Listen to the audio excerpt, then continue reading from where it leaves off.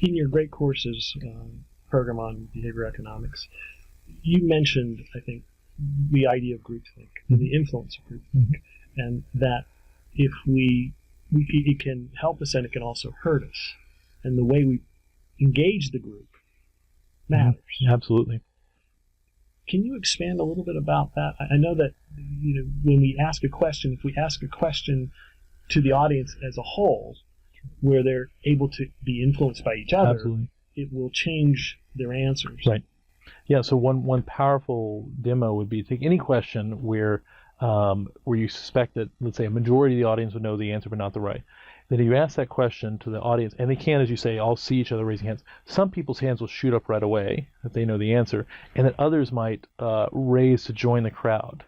So and it's a very adaptive thing to do. If you don't know the answer and there's people around you who you think might know it, you can follow them.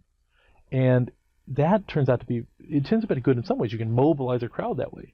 But if you really wanted to know what the majority of people think, then you want independent responses. And so one of the things that I always try to do in lots of settings is to ensure that I know when I want independent information, when I want collective information.